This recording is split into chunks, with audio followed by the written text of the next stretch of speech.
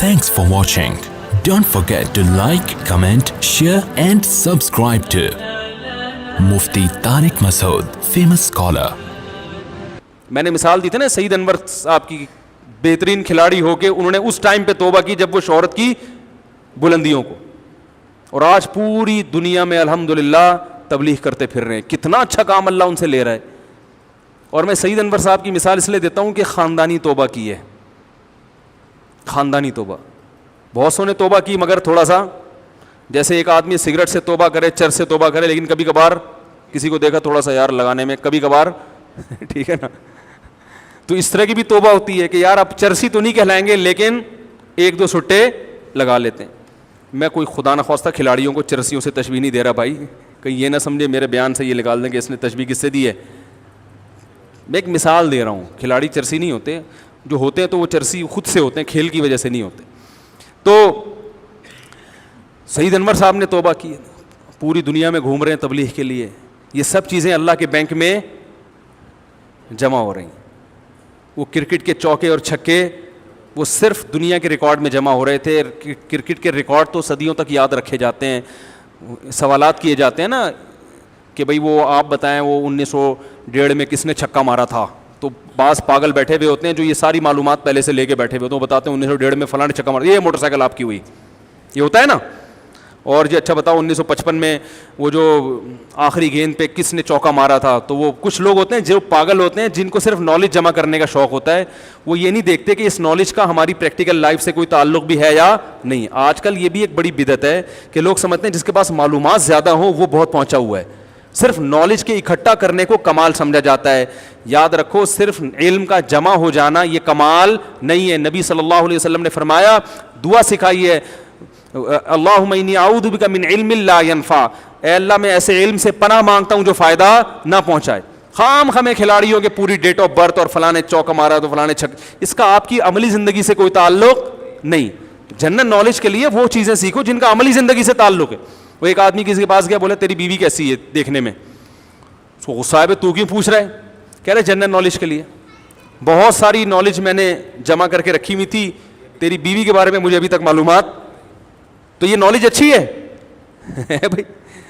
تو اب وہ چوکے چھکوں کی پوری پوری رپورٹیں معلوم ہوتی ہیں, وہ ورلڈ کپ فلانے. ہمیں تو الحمدللہ ہم نے بھی کرکٹ بہت کھیلا ہے, لیکن جب ہم نے توبہ کی, کھیلنے سے نہیں, کھیلتے تو ابھی بھی ہیں, دیکھنے سے جب توبہ کی تو ہمیں تو الحمدللہ نہ کھلاڑیوں کے نام کا پتہ, نہ ہمیں ورلڈ کپ کا پتہ چلتا ہے, نہ ہمیں کچھ اور پتہ چلتا ہے کہ کون سی ٹیم کب آ رہی ہے کیا. بھائی چھوڑو یار, ہمارا کیا لینا دینا بھائی ان سے, ہم اپنی آلو پیاز ٹماٹر کی فکر میں لگے رہیں, ٹھیک ہے نا.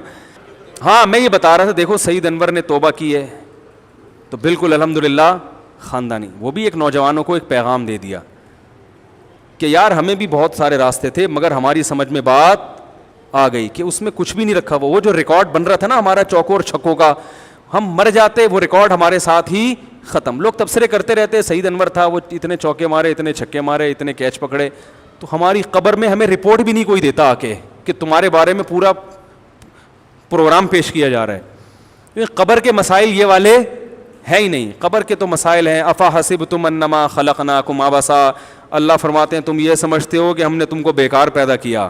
بیکار پیدا نہیں کیا ہے. ایک ایک چیز کا تم سے سوال ہوگا. جس کے سامنے یہ چیز ہوتی ہے وہ پھر ایک ایک عمل یہ سوچ کے کرتا ہے کہ اس پہ کوئی قوم کو فائدہ ہو, کوئی اچھا نتیجہ مرتب ہو, کوئی ایسا کام کروں, درخت لگا دوں. بھائی درخت لگانے پہ حدیث میں آتا ہے نا صدقہ جاریہ ہے, چرند پرند کھاتے رہیں گے, کتنا ثواب ملے گا.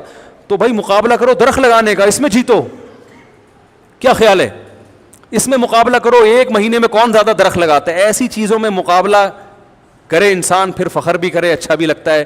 چھکے لگا دیے, چوکے لگا دیے, قوم خوش ہو گئے, 2 فٹ اچھل کے نیچے آ کے دوبارہ بیٹھ گئی, کوئی فائدہ نہیں ہے اس سے. یہ ایسی انٹرٹینمنٹ ہے جو انٹرٹینمنٹ برائے انٹرٹینمنٹ, اس انٹرٹین کرنے کا کوئی قوم کو فائدہ نہیں, صحت کو بھی فائدہ. مزاحیہ جو کلپ ہوتے ہیں نا, یہ جو پرینک وغیرہ, اس میں بھی کم از کم ایک تو تھوڑی دیر کے ہوتے ہیں, ٹائم ضائع نہیں ہوتا. تو جو لوگ ٹینشن میں آتے ہیں نا, زیادہ ڈپریشن میں, ان سے کہتا ہوں یار یہ مزاحیہ کلپ دیکھ لیا کرو, تھوڑی دیر کے ہوتے ہیں, تھوڑا دماغ کیا ہو جاتا ہے.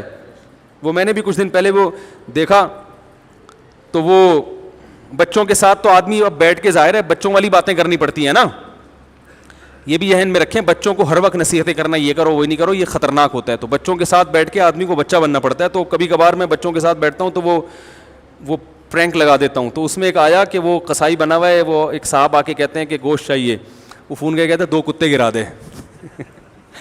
بچے بڑا ہنستے ہیں ایسی چیزوں پہ نا, تو ہم بھی ہنستے ہیں, ایسا نہیں کہ بچے ہی ہنستے ہیں. تو وہ کہہ رہا بھائی میں کتے کا گوشت تھوڑی لینے آیا ہوں. کہہ رہا ہے میں نے تیرے کو گوشت بولا ہے, آپ نے مجھے گوشت بولا ہے, کتے کا یا گدھے کا نہیں, گوشت ہے, گوشت تو گوشت ہوتا ہے. تو یہ اس قسم کے جو شارٹ کلپ ہیں یہ دیکھ لیا کریں جس میں بے حیائی نہ ہو. اگر کسی کو ذہنی تفریح چاہیے, سارا دن اچھے کاموں میں یہ نہیں کہ یہی دیکھتے رہیں, گھنٹوں گھنٹوں بیٹھے ہوئے مزاحیہ پروگرام دیکھ رہے ہیں. دماغ کو اچھے کاموں میں کھپا کے جب انسان تھک جاتا ہے, فریش ہونا چاہتا ہے, تو بجائے سارا دن ٹی وی کے آگے بیٹھنے کے بہتر ہے اس طرح کے شارٹ کلپ دیکھ لیں. اس سے دماغ کیا ہو جاتا ہے, تھوڑا فریش ہو جاتا ہے, تھوڑا مزاح ہو جاتا ہے, ہاں ہو جاتا ہے, ختم ہو. اب یہی نہیں کہ اسی میں لگے رہیں, بچوں کو موبائل پکڑا دیا دیکھتے رہو بیٹھ کے. تو ہمیں اللہ نے پیدا کس کے لیے کیا ہے بھائی؟ آخرت کے لیے کیا ہے, کلپ دیکھنے کے لیے پیدا نہیں کیا. تھوڑا بہت وقت ذہن کو فریش کرنے کے لیے ضروری ہے. تو یہ اس لیے میں کہہ رہا ہوں کہ لوگوں کو اگر صحیح چیز کی رہنمائی نہ کی جائے تو وہ آلٹرنیٹ نہ بتایا جائے نا, تو پھر وہ کہتے ہیں یار کیا سارا دن سوکھے بیٹھے رہیں, کہ ہنسے ہی نہیں بالکل, سارا دن عبادت کرتے رہیں, سارا دن قوم کی خدمت درخت لگاتے رہیں کہ سارا دن بیٹھ کے. تو اس لیے میں بتا دیتا ہوں کہ بھائی اس طرح کی چیزیں دیکھ لیا کرو, اس سے کیا ہو جاتا ہے, ذہن تھوڑا فریش ہو جاتا ہے. Thanks for watching. Don't forget to like, comment, share and subscribe to Mufti Tariq Masood, famous scholar.